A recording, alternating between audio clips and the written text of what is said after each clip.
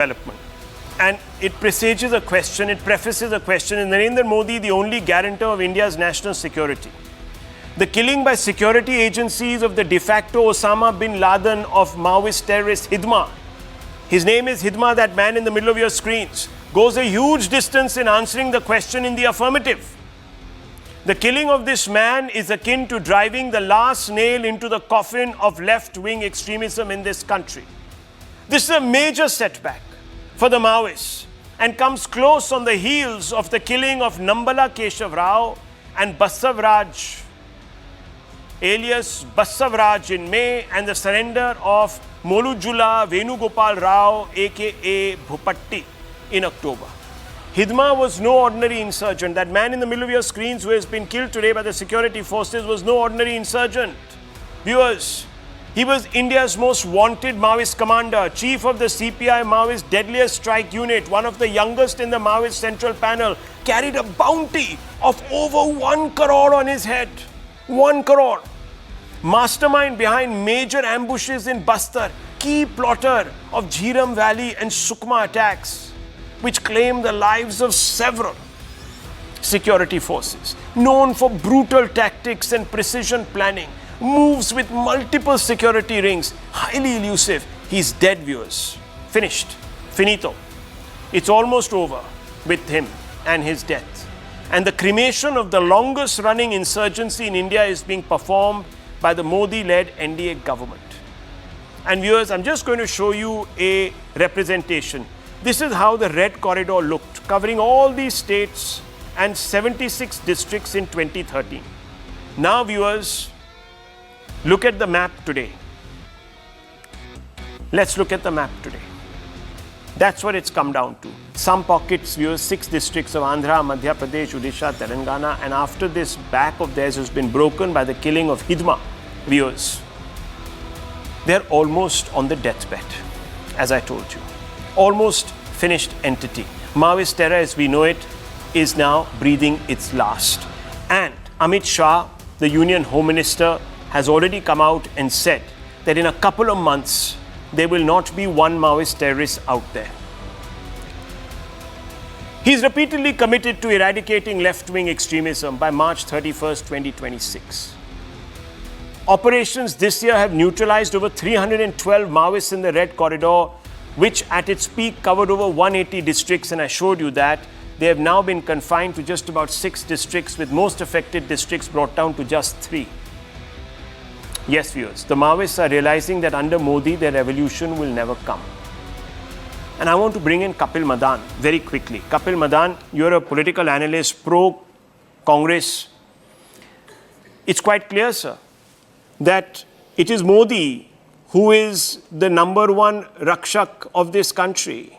He is actually the lead Chowkidar of this country. The Congress left to them could not have achieved this. In fact, if anything, Maoist insurgency grew under the Congress, despite Dr. Manmohan Singh saying that they are the number one security internal threat. Yes, Rahul, allow me to respond. I will just start by saying and informing our viewers, operations back then were never be a PR exercise. They used to be professional missions. And let me give, some hard facts to you viewers. During the UPA era, similar operations have happened and they have neutralized Maoists like, namely Azad, that happened in 2010, Kishanji, that happened in 2011, Sudhakar Reddy, that happened in 2009, Apparao in 2010, and the list goes on. I can give you, 10 more names. Back then, they never used to, do a politicization of, these kind of professional security missions. It has been happening in the past, and it is happening right now also. So what you need to do at this point in time is you need to give credit to our security forces who were able to conduct and implement and finish this mission. Okay. And to say that Narendra Modi ji is the protector and it is only because of Mr. Narendra Modi this is happening, then I say this is an irrational logic. Okay. Because let me tell you, viewers, Modi ji being at the helms. Hold on. Allow me to finish, Rahul. At Narendra Modi ji being at the helms of the face of a country, we've seen recently in the span of 6 months 2 major terror incidents. One at the heart of Delhi and second, what we've seen in Pahalgam. Okay. And to say it is only because of Mr. Narendra Modi. Okay. Once you give political credit to a political... Have you finished, or are you going to repeat leader? yourself like a broken record? You made your repeating. points? Okay. Yes. So now let me bring in Tuhin Sinha. Tuhin Sinha, quick response to the gentleman who says, under us, we did a lot more. Well, Rahul, as we are on the cusp of Naxal-free Bharat, in exactly 130 days from now, there won't be a trace of any Naxal in any part of the country.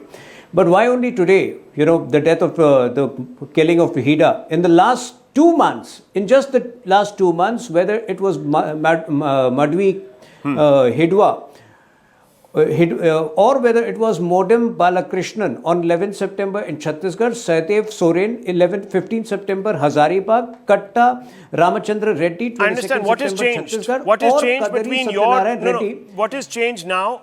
What was lacking then? Willpower. Okay, political willpower. Political willpower. And number two, most importantly, we have a plan ahead. I was doing some calculations a few days ago. The number of districts which have been made Naxal free, those districts are going to drive economic growth for India in the coming years, and the growth in those districts, in just those districts, would be to the tune of 0.3 to 0.5%. They would be adding Dr. that percentage to the GDP. Do you have a point to make here? 3 to 4 years. Is it wrong to credit political will?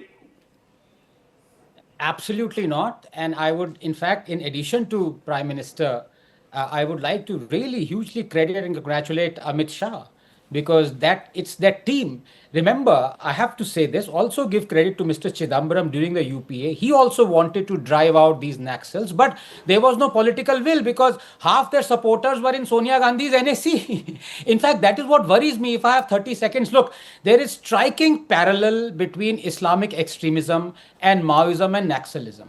And that is what I fear, because you may exterminate or take out Islamists, but it's very difficult because their supporters are there. The same goes for Maoist extremists as well. You may actually take out the field Naxals, but you will still have the urban Naxals and, dare I say, bourbon Naxals as well. Unless you kind of, suppress them and their thought process, which we saw was not possible during the UPA. Hence, the Hydra head was never taken out. You will have the same problem, but in the interim at least, we need to congratulate both this government, Mr. Modi and Mr. Shah.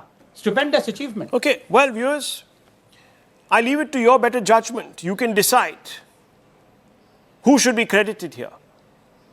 But the fact is that Hidma is in the bag.